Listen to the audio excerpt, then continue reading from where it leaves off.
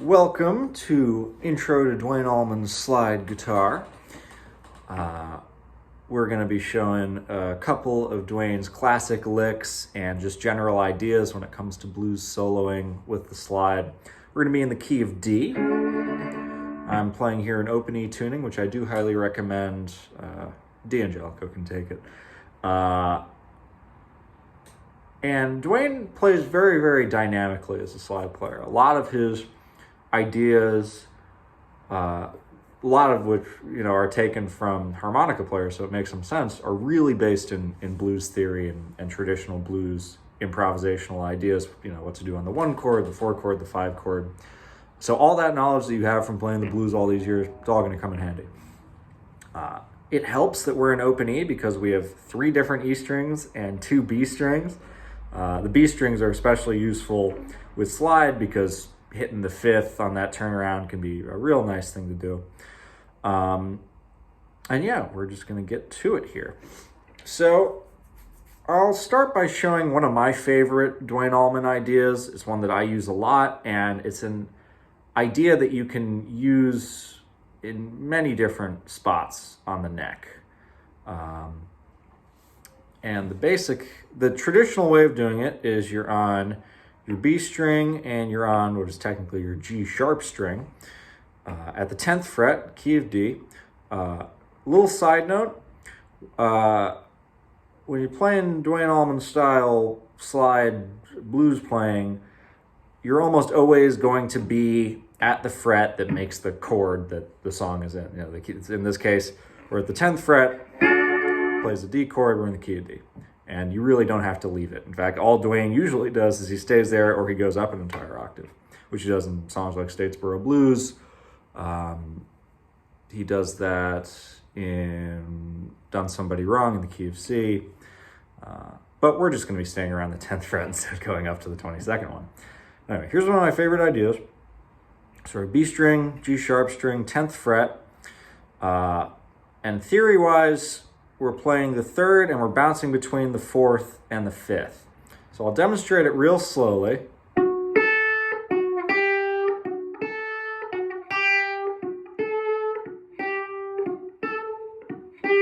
So you're hitting your G sharp string. I'm just going to call it G string. You're hitting your G string, and then you're hitting your B string, and your G string again. And then you go down 2 frets, hit your B string again. See, I'm messing up a little. But real fast, it's going to sound real good, and it's going to sound very harmonic-y. That fun little way that Duane likes to end licks like that is also one of my favorite of his slide ideas, is going down to the 4th, hit that, and then up to the 3rd, and then we hit our E string here, resolving it. That's how I like to play it, where you just you want to make it like real fast, like a whip. Throw something in like that. Another of Duane's little favorite things. I have a feeling all these are just going to lead to other ones, so this will be somewhat dynamic. Yeah, another thing you could, because the beauty of playing slide is that you can always add something else if you want. It's just a question of when do you stop the lick. There's always going to be some little possibility of something you can add. And as you play more and more slide, you're going to build a repertoire of all these cool patterns around the neck. And you're just going to be familiar with ways to extend licks. And if you combine enough stuff, eventually you make something new. So here, we could do the lick just going down to the 4th, to the 3rd, and then to the 1st. But at the end of that, you could go up to the 2nd, in this case on our G string, which will be on the, what fret is this? The 8th fret.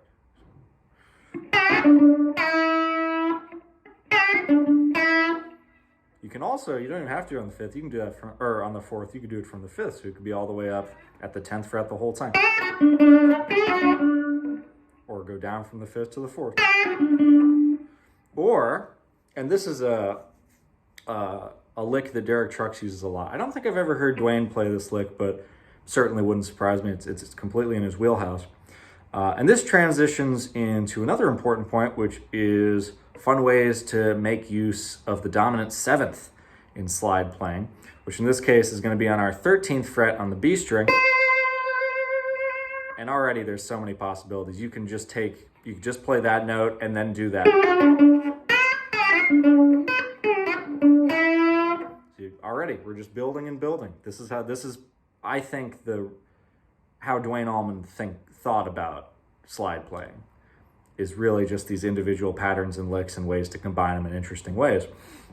But a favorite way of Derek Trucks to use the seventh along with the lick that we've been working on here is you're up at the 13th fret, B string, and we're going to hit the G string too. That, by the way, is just fun to throw in just about anywhere. You're also so close to hitting the first again if you just go up 2 frets.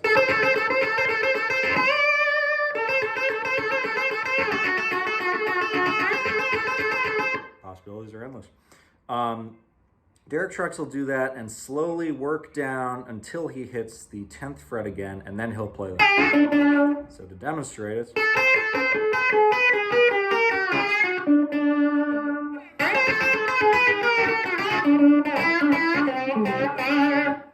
and really it's not all that complicated to do if you slow it down.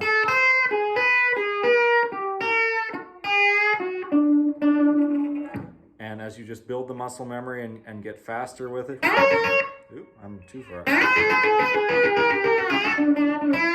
Here's also a good example of where finger picking especially comes in handy. I don't know how visible my hand is here, but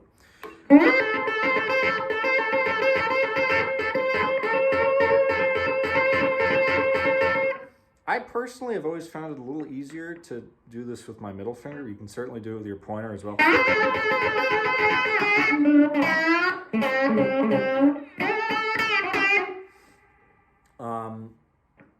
Yes, that's a few licks right there. Before we move on, one little point on picking is, and this is part of just the style that I've developed, but Derek Trucks did this. Fairly certain Duane Allman did too. There's not a lot of footage of him playing slide, so it's hard to tell, but certainly sounds like he's doing it. Is this idea of using your thumb to mute the string that's lower than the one you're playing, and then using one of your other fingers to mute the string that's higher. In fact, if you watch, I don't think Derek does this, but something I do, is I'll literally just put my fingers in between the strings to mute them. So if I want to play something on the G string, this is basically what I'd be doing. I've got my thumb muting the, in this case it's an E, but usually we're used to it being the D string. And I've got 2 fingers in between the E string and the B string, muting everything. And it's just going to give it a little bit more of an edge. You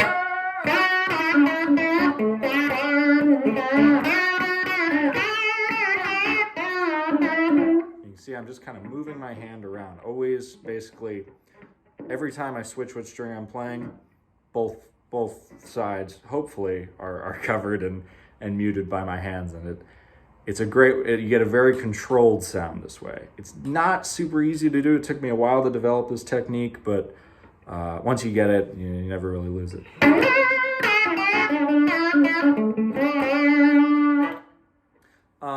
Fun little turnaround that Duane Allman plays on Statesboro Blues, and a good way of showing how to throw in the B note, or the 5th in a theory-wise, which you tend to want to do a lot because it'll just sound real nice. Or throwing in an E. That's just like very classic blues slide stuff, like ending licks on B or ending licks on E, or on the 1st or the 5th.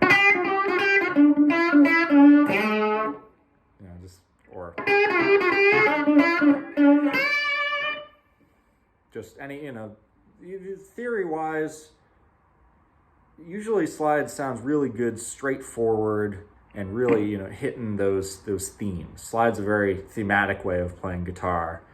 It's what you actually do specifically doesn't matter a ton, as long as you're hitting those blues themes. And in that way, it really is a lot like harmonica playing.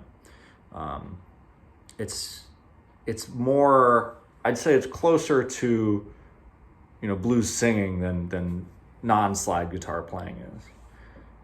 Just a good thing to keep in mind. So, little Duane Allman turnaround that he uses a lot, especially on Statesboro blues.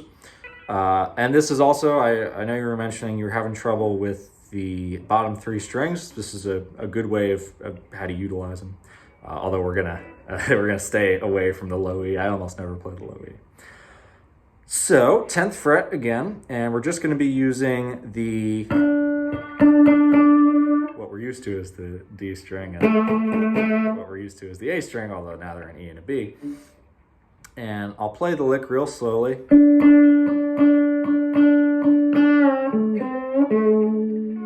So you're at 10th fret, down to the 8th fret, then you hit 10th fret on the B string, and then 8th fret on, I should say A string to make it, I don't know if that makes it less confusing or more, but hopefully you're following along. Back up to our E here.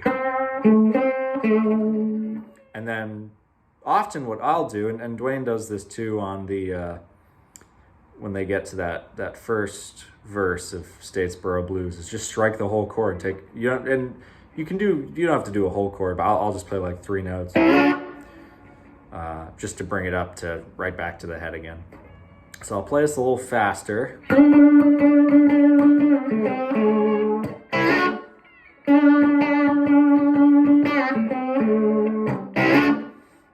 And you can mess around with that too, because as long as you're hitting the E in there, as long as you're hitting the B in there, it's probably going to sound okay.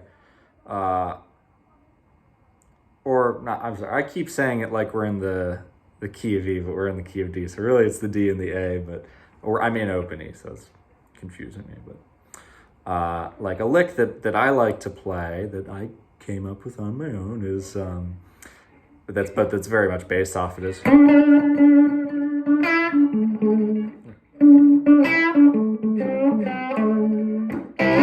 Something like that. Notice that how much I just throw in that first idea I was talking about. If we recall it, when we're on our B and our G string,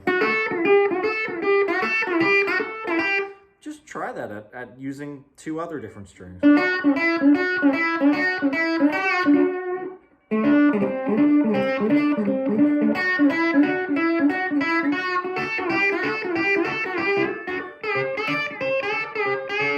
Even a little bit higher up. Although it's kind of going the other direction. Trying to think how much else is worth throwing in. I think this is a pretty good kind of starter kit of Duane Allman licks. You have some possibilities there. And yeah, just always being aware of where you are kind of on the blues scale, I think is really important to slide. But you can play really, really simple stuff, really simple patterns that just all sound real nice together.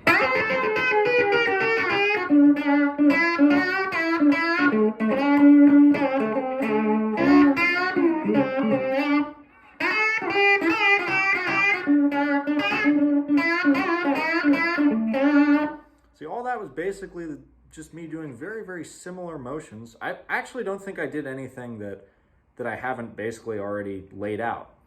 But they're just, you throw them together in different ways and they sound fine. I mean, just experimenting with slide is I think how Duane Allman got so good. Just, he had a couple of those little Walter slide licks and a decent amount of knowledge on the format, and you just combine enough stuff, eventually you'll find some cool slide licks. That's my thinking of how it's useful anyway. Duane is not a slide player who will change positions on the neck depending on the chords. Like when you hear him play Statesboro Blues, you never really hear him go down to the 3rd fret to hit the G, the 4th. He pretty much only stays in this one realm, and then we'll go up to the 22nd fret. And that's how I play, but I am very committed to that style. But, you know, plenty of other slide players do it. There's, you know, a million good ways to play.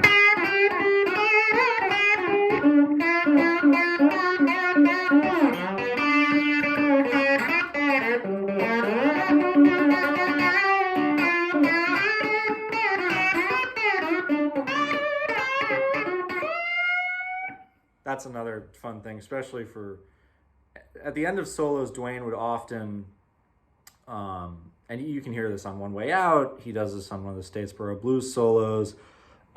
This is Don't Keep Me Wondering. There's another great tune where he'll do stuff like that.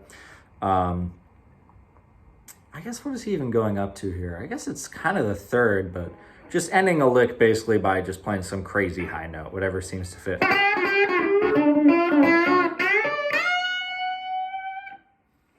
And really, that's something that you just gotta practice. I think on basically an individual situation level. Like when I play Don't Keep Me Wondering with the band, I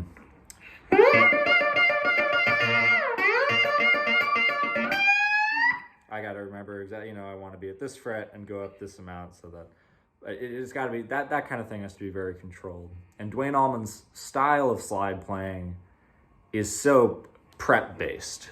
It's so based on, this is all kind of charted territory for Duane. He just changes the way he combines the licks, but slide is something that you got to just have a real strong foundation for. Just got to put in the time. Yeah, I think that's a decent amount of slide stuff. Happy to send some more over, although honestly, that's kind of like the essentials. So hope that helps, and best of luck.